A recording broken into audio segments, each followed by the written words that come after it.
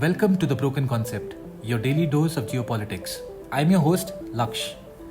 Well, missions to the moon have been conducted by just a handful of nations: the Soviet Union, the United States, Japan, the European Space Agency, China, India, Luxembourg, and Israel. The moon saw a sudden spike of interest in 2007, almost 50 years after the Lunar and Apollo missions. But why? What suddenly made Earth's main satellite so popular? What can we learn from the past? And what does the future hold for lunar exploration?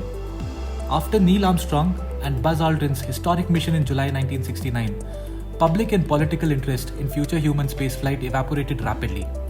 Already bogged down in a vastly expensive war in Vietnam, the US government abandoned its Apollo program. The decision disappointed scientists, but given that Apollo was costing at one point 4% of the US federal budget, the cancellation was not surprising. Since then, there have been only a handful of robot missions to the moon, and human ventures have been restricted to missions in low Earth orbit, with special attention being given to the International Space Station. However, that focus now appears to be changing to more distant goals. David Parker is the Director of Human and Robotic Exploration for the European Space Agency. He sees particular parallels with our conquest of the South Pole. According to Parker, the timetable of exploration of Antarctica mirrors that of the moon in an uncannily close manner. He says, and I quote, "At the beginning of the century, there was a race to reach the South Pole, and then no one went back for 50 years, just like the moon in the 60s. Then we started building bases in Antarctica. We are now approaching that stage with our exploitation of the moon." The ARTEMIS program began in December 2017 as the reorganization and continuation of successive efforts to revitalize the US space program since 2009. Its slated short-term goal is landing the first woman on the moon. Mid-term objectives include establishing an international expedition team and a sustainable human presence on the moon. The long-term objectives are laying the foundations for private companies to build a lunar economy and eventually make crewed missions to Mars and beyond feasible. The goddess of the moon, Artemis, is the daughter of a powerful duo. Her father is the Greek god Zeus. Her mother is the Titan goddess Leto. Leto gave birth to Artemis and Apollo on the island of Delos. It is said she was highly skilled with the bow and arrow. She could aim perfectly every time. During the flight, the uncrewed Orion spacecraft will launch atop the SLS rocket to reach the moon and travel thousands of miles beyond it, farther than any spacecraft intended to carry humans has ever traveled. This mission is expected to last for a few weeks and will end with Orion splashing down in the Pacific Ocean. The Artemis 1, scheduled for 2022, is an uncrewed test of the SLS and Orion and is the first test flight for both. The mission will place Orion into a lunar orbit and then return it to Earth. The SLS will use the ICPS second stage, which will perform the translunar injection burn to send Orion to lunar space. Orion will break into a retrograde distant lunar orbit and remain for about 6 days before boosting back towards the Earth. The Orion capsule will separate from its service module, re-enter the atmosphere for aerobraking and splash down under parachutes. The Artemis 2, scheduled for 2023, is the first crewed test of SLS and of Orion. The 4 crew members will perform extensive testing in Earth orbit, and Orion will then be boosted into a free return trajectory around the moon, which will return Orion back to Earth for re-entry and splashdown. The Artemis 3, scheduled for 2023, is a crewed lunar landing.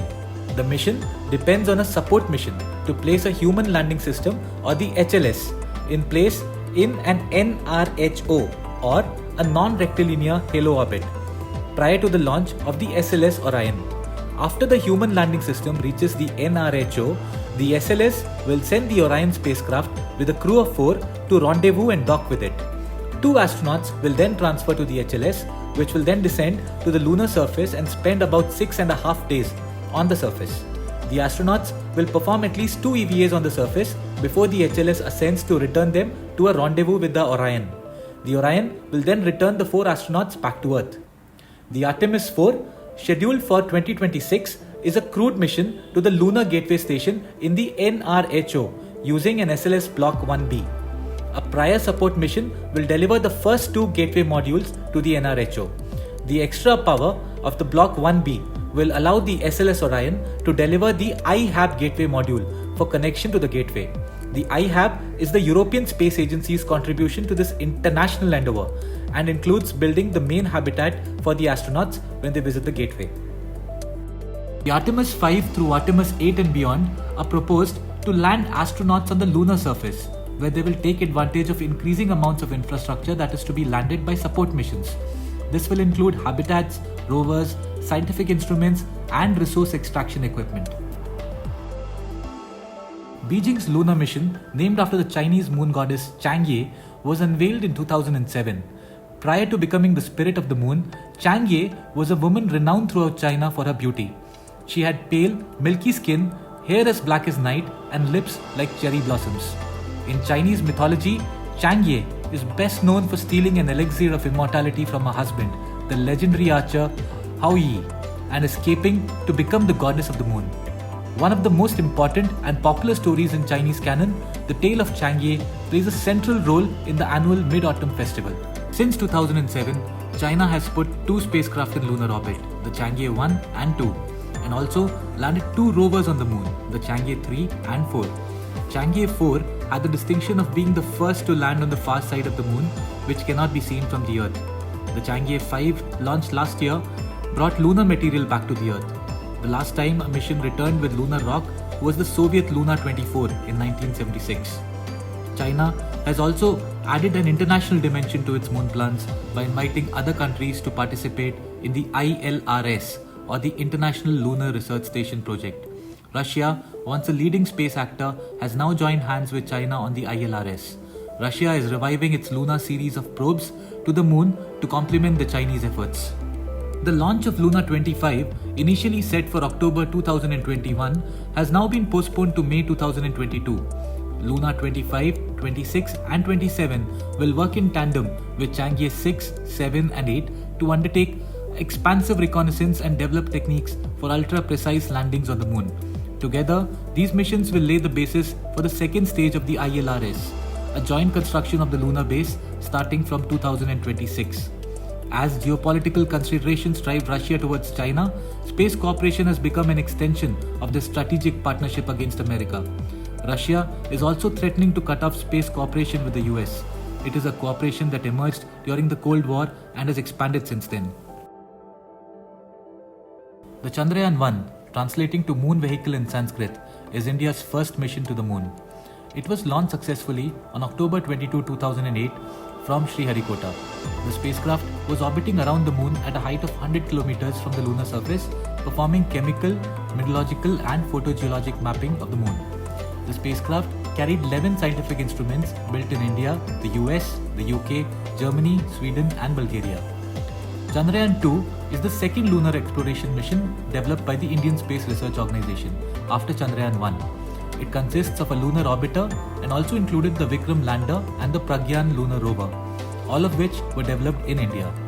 The main scientific objective is to map and study the variations in lunar surface composition as well as the location and abundance of lunar water. The spacecraft was launched on its mission to the moon on the 22nd of July 2019 by a GSLV Mark III M1. The craft reached the moon's orbit on the 20th of August 2019 and began orbital positioning maneuvers for the descent of the Vikram lander. The lander and the rover were scheduled to land on the near side of the moon, in the south polar region at a latitude of about 70 degrees south on 6th of September 2019 and conduct scientific experiments for 1 lunar day, which approximates to 2 Earth weeks. A successful lunar landing would have made India the 4th country after the Luna 9 of the Soviet Union, the Surveyor 1 of the United States and Chang'e 3 of China to land on the moon's surface. However, the lander crashed when it deviated from its intended trajectory while attempting to land on September 6, 2019. According to a failure analysis report submitted to ISRO, the crash was caused by a software glitch. ISRO will re-attempt a landing in 2022 with Chandrayaan-3. It is to be noted, however, that this was the first mission to discover water on the moon. Where was it discovered? On the lunar poles. Here, the sun is very close to the local horizon throughout the day, so even a small feature like a rock can cast very long shadows. Likewise, large craters with terraced edges can easily block sunlight from entering the crater, so sunlight is blocked for 360 degrees. Such places are eternally dark and are called permanently shadowed regions or PSRs. the first spacecraft of the Japanese moon program, the unmanned lunar orbiter Selene, was launched from the Tanegashima Space Center on the 14th of September 2007 after being delayed several times. Japan plans to deploy a small baseball-sized rover to explore the moon surface in 2022. The Japanese company iSpace will deliver the small rover to the moon for the Japanese Aerospace Exploration Agency or JAXA using the commercial Hakuto R lander. JAXA will use the rover to snap pictures of the moon and collect data on lunar dust, a corrosive substance known to be tough on people and machines. It appears JAXA's transformable lunar robot will be the second one carried on iSpace's debut mission. As the company announced last month, it would also deploy a rover from the United Arab Emirates called Rashid. If the mission is successful, Japan and the UAE will join a small club of nations to successfully soft land spacecraft on the moon after the Soviet Union, the United States and China. Bereshit, which in Hebrew means in the beginning, is the first weekly Torah portion in the annual Jewish cycle of the Torah reading. The mission was a demonstrator of a small robotic lunar lander and a lunar probe operated by Space IL and Israel Aerospace Industries. Its aims included inspiring youth and promoting careers in science, technology, engineering and mathematics, and landing its magnetometer, time capsule and laser retroreflector on the moon.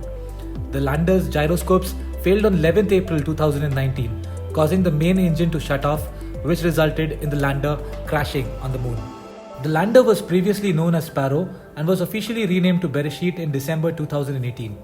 With an empty weight of 150 kg, its mass touched 585 kg when fueled at launch. It had been compared to a washing machine as it stood at about the height of a large washing machine at 1.5 meters. It used 7 ground stations for Earth-lander communication. Its mission control center was at the Israel Aerospace Industries in Yehud, Israel. The Bereshit was the first non-governmental mission to land, although destructively, on the moon. The first Israeli mission to land on the moon and also the first rideshare mission to land on the moon. The new Israeli Bereshit 2 moon mission is aiming for a 2024 landing. Space IL announced that work on the mission, a successor to the Bereshit spacecraft that crash landed on the moon, is starting shortly. The Manfred Memorial Moon Mission, also called 4M, was the first private lunar probe to successfully fly by the moon.